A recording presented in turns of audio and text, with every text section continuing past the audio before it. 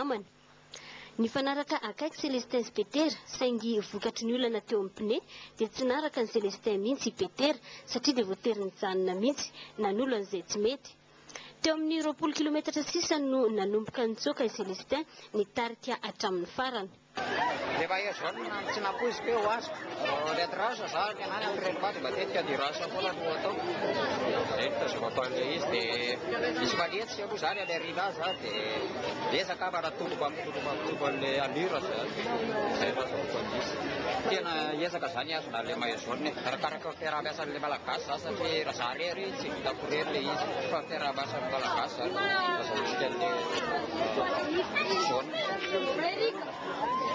Roa minitra teo ny elanelana natongavany sy Peter laharana faharoa ary Armand Henriette kosa no laharana fahatelo mpiazakazaka renommé.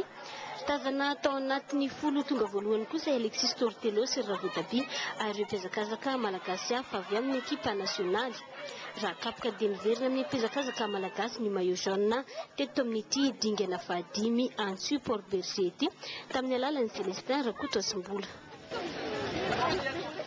Nanjakan'ny malagasy tanteraka moa ny hazakazaka bisikileta tamin'ny dingana fahadimy sy ny fahenina ary araka ny fantatra dia miato an'io any Mahajanga izay hazakazaka bisikileta izay mbola tatitry Griffine Bakounien na Andry Rajaonarivao ary Jaco Raholdina ihany. Eto Port Berger indray no misy anay amin'izao fotoana izao mazava ho azy mbola manaraka hatrany ny hazakazaka bisikileta andiny fafito lalana 7 kilometatra no atao hatrany Mampiny izay hafarany fifaninanana. Mbola voatazo ny mpiazakazaka malagasy ny maillot jaune tamin'ny alalan'ny Celestin Rakotosimbola dosara numéro 2 avy amin'ny ekipa nasionaly malagasy na dia i Nicolas Glacial aza no mpiazakazaka frantsay no tonga voalohany adiny iray sy 20 minitra ary 30 segondra moa no namitany Glacial an'ity étape Port Berger Mampionity. I Antoine frantsay kosa no faharoa ary Herzou fahatelo. Stratégie efa napetraky ny malagasy ny nandefa solotena tany aloha ary nitazona kosa ny Alexis Tortello mba tsy andrombaka ny maillot jaune. Satria baza frantsay roa lary anakoroa ny SAP tsara classement daholo dia dikan'izay zany manana chance tafaraka taminy dia tsy manao rery fa miandry mandrapitafaty amin'ny arrivé. Zay zany stratégie azo atao satria atsika ny maillot jaune ore. Trakaiky araky ny fitenenana ity lalana Port Berger Mampionity ka na dia 70 kilometatra azy dia sarotra ho an'ireo mpiazakazaka ny fifaninanana. Mpiazakazaka enina kosa no nanandrana échappé 20 kilometatra monja ny alana ny Port Berger nahitana vahiny efatra ary gasy roa 4 segondra teo ny elanelan'izy ireo tamin'ny peloton saingy hatramin'ny farany dia voatazon'izy ireo izany elanelana izany na dia teo aza ireo tsy maintsy lasa lokely. Izy telo reto kosa araka izany no mpiazakazaka mendrika indrindra nandritra ny etape. Nahazo ny maillot élégance kosa ny ekipa Maoré ary mbola voatazo ny Alexis Tortello kosa ny classement au point maillot Air France ary Celestin mo mazava ho azy no mitondra hatrany ny maillot jaune saingy somary navarina kosa ny tsy nahazony laharana 520 maillot mihitsy raha toka tazana hatrany izy voalohany tamin'ireo resh nandalovana. Mbola resaka fanatanjahantena ihany izy vitsy ireo fikambanana maro samihafa ohatra hoe mpandiana mpanao fanatanjahantena no miaro ny tontolo iainana anisan'izany Salamandresy Nature Alliance eto Analamanga miaro ny mpivady ny fiarovana ny sokatra sy ny baolina kitra izy reto ary fotoan-dehibe ny alahady izao eny Alarobia araka ny tatitry Jean Merambelson sy Marc Rakotomalaala.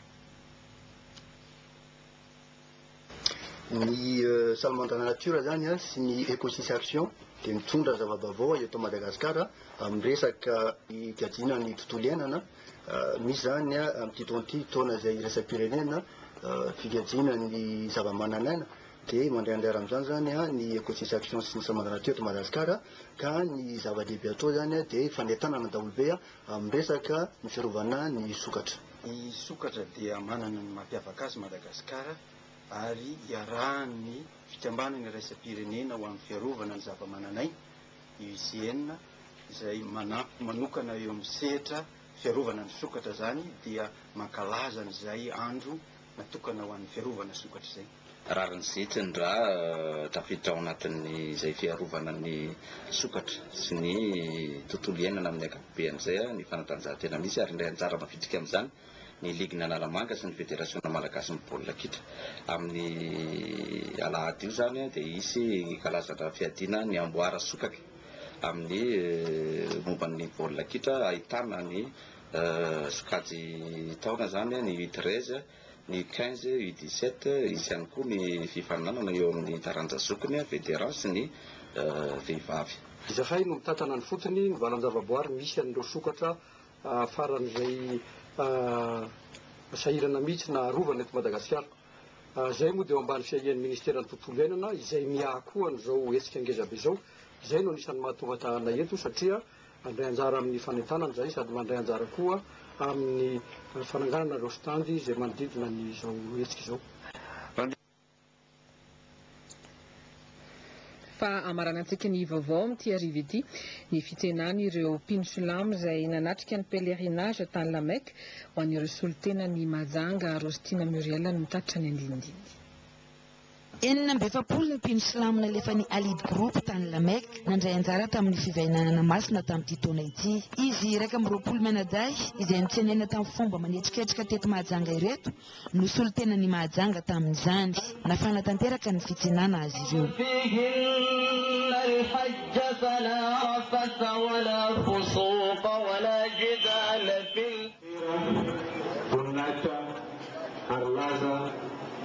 Raha anandromanto voalohany nafatsika ny mpanapitavy ary nipatana ny diatsika mpanao fivanona masina tonga samatsara eto amin'ny renivohitra ny fahatomboiny ity dia iarabanareo sy sampana tandalana omby mazava loha ianareo tonga samatsara eto amin'ny tanindrazana malalatsika ity. Tsy ahevina hatrany fa ny Alid Group no nandray an-tanana ny fikarakarana azy ireto, ny antota taratasy, ny fandraisana any an-toerana. Efa fantatra hatrany Arabia Saodita ny Alid Group. Isan-taona ity groupe ity no mandefa mpino silamo tahaka izao. Mahatsiaro nahavita didy araka izany ireto mpandray anjara ireto. Ny fahavitana ny pèlerinage mantsy no isan'ny adidy lehibe raha ny andry 5 ankinan'ny finoana musulman no jerena. Izay ihany koa mamarana ny vaovao amin'ity talata ariva ity ankasitrahantsika tahaka ny mahazatra ny ekipa rehetra niarana natotosa ny vaovao ankasitrahana koa aloha tsy nisaraka taminay raha mpisitro izo indray fotoana antsika manaraka. Mandram-piaona tompoko.